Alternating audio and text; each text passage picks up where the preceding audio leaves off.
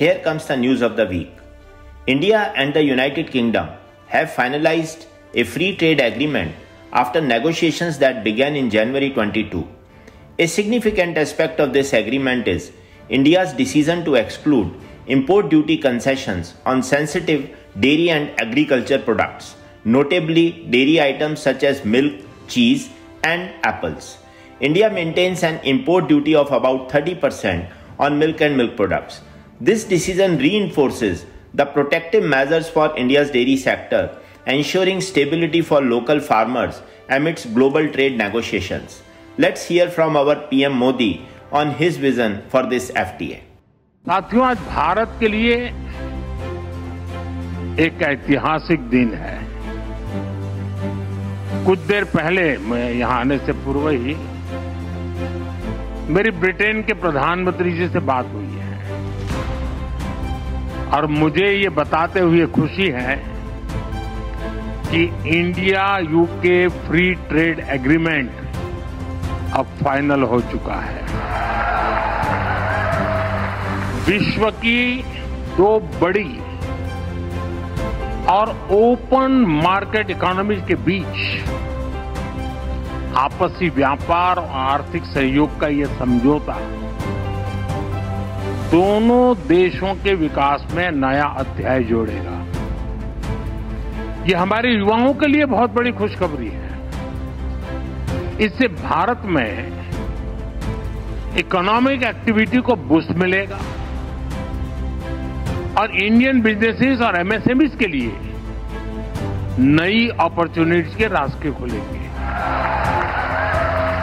आपको पता है, कुछ ही समय पूर्व हमने यूएई, ऑस्ट्रेलिया, मॉरिशस, इनके साथ भी ट्रेड एग्रीमेंट साइन किए हैं। यानी भारत आज सिर्फ रिफॉर्म से नहीं कर रहा, बल्कि दुनिया के साथ एक्टिवली एंगेज करके अपने आप को एक वाइब्रेंट ट्रेड और कॉमर्स हब बना रहा है। The All India Consumer Products Distributor Federation has raised strong objections to FMCG companies, including dairy farms, for offering deep discounts and exclusive schemes to direct-to-retail or D2R and quick commerce platforms, undercutting traditional distributors. The Federation has threatened nationwide agitation starting May 15th if parity is not restored across distribution channels. Dairy players, especially large brands with value-added products like paneer, flavored milk, dahi, and UHT beverages, are increasingly accused of bypassing distributors by favoring e-commerce partners and D2R formats with better margins, extended credit, and stock priority. Traditional distributors allege this undermines their viability and weakens rural and Tier 2-3 market penetration where they remain critical. Key insight remains as dairy brands must urgently revisit their channel strategy to avoid distribution unrest. India's dairy and FMCG sectors are facing a sharp dip in demand for summer-centric dairy beverages like ice creams, flavored milk, lassi due to unexpected rains and cooler weather in North India. Sales of dairy-based refreshment drinks have fallen by 15% in the past week, especially in cities like Delhi NCR, Punjab and UP, where retailers report slow movement of chilled SKUs. Brands like Amul and Mother Dairy, anticipating a hotter summer, had increased inventories and launched new variants, but fluctuating weather has led to stock build-ups. Companies are now focusing on dynamic supply chain adjustments and selective promotions to mitigate losses. While rural demand remains stable, urban declines highlight the need for adaptive strategies. The key insight remains as dairy brands must swiftly adjust inventory and marketing strategies to tackle unpredictable weather-driven consumption shifts and maintain sales momentum. Parag Milk Foods Limited has reported a standalone net profit of Rs 26 crore for Q4 FY24, signaling a turnaround in operational efficiency and cost controls within the private dairy sector. Let's watch an incisive report by CNBC TV 18 on this.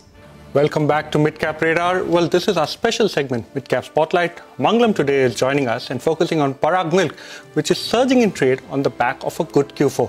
Mangalam, what's the earnings fine print? What is it that the street likes so much? Well, a couple of things that the street likes for Parag milk and the dairy sector in general. The first part is that they reported their numbers during the weekend, and in that, while there was a 16% jump in their revenue, there was gross margin stability at around 25.1%.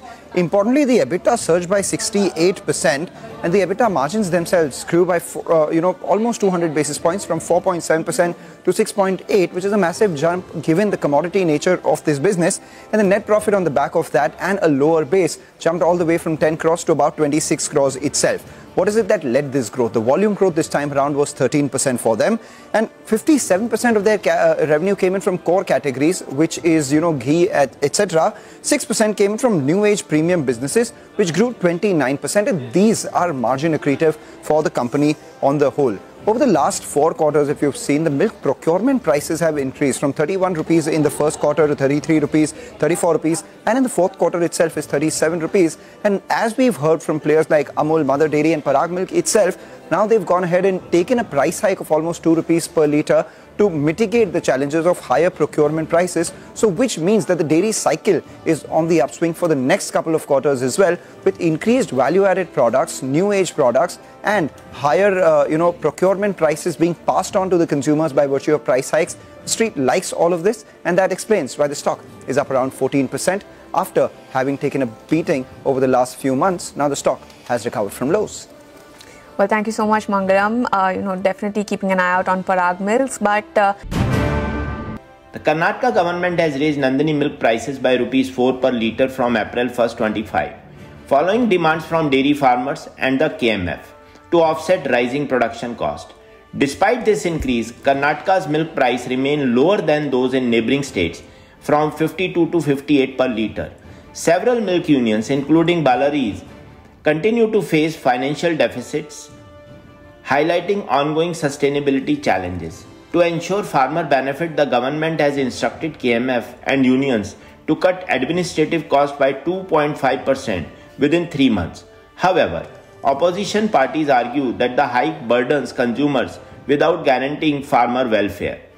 The key insight remains as, despite the price hike, dairy farmers still find the sector unsustainable due to persistent financial pressures, indicating that increased prices alone may not resolve the industry's underlying challenges. Recent research from the Technical University of Denmark highlights the potential of lactic acid bacteria lab to improve the sensory and nutritional qualities of plant-based dairy alternatives. The study identifies specific lab strains capable of mitigating off flavors and reducing anti-nutritional compounds in products like soy, almond and oat-based milks. In flavor enhancement, lab strains such as Lactobacillus plantarum, L. fermentum and L. acidophilus can metabolize undesirable volatile compounds, for example aldehydes and ketones, responsible for off flavors, resulting in a more palatable product. In nutritional improvement, certain lab species can degrade anti-nutrients like phytates and oxalates, enhancing the bioavailability of essential minerals such as iron and zinc. The key industry insight remains as, for dairy industry stakeholders, incorporating specific lab strains into fermentation processes offers a natural and effective strategy to enhance the appeal and nutritional profile of plant-based dairy products also. What is lactic acid bacteria, and what does it do? Lactic acid bacteria are one of the most influential groups of probiotic organisms commonly used in fermented dairy products, such as yogurt. Among other benefits, these microorganisms can enhance lactose digestion, stimulate the immune system, and prevent and treat diarrhea. It also improves gut health and increase nutrient absorption. Lactic acid may also act as an antioxidant to protect against cell damage and chronic disease. Be the healthiest version of yourself. Follow us.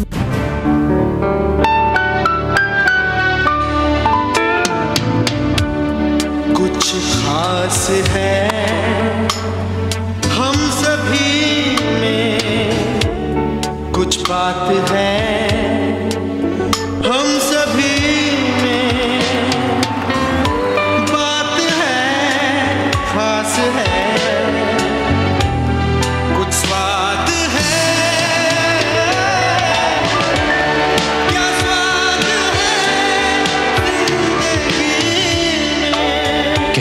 is dairy milk.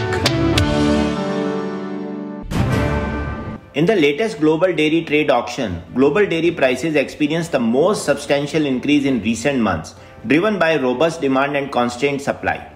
WMP, a key export product for New Zealand, saw a notable price jump of 6.2%, reaching US $4,374 per metric ton, the highest level since April 22. Other dairy commodities also recorded price increases. SMP rose by 0.5% to US $2,828. Butter increased by 3.8% to US $7,992. Buttermilk powder climbed 6.2% to US $3,060. And cheddar cheese experienced a significant rise of 12%, reaching US $5,519 per metric ton. Analysts attribute these gains to strong demand from Southeast Asia and reduced milk supply from Europe, which is impacting production levels. The ongoing trade tensions between the US and Asian economies, coupled with product supply constraints, suggest that prices may remain firm in the near term.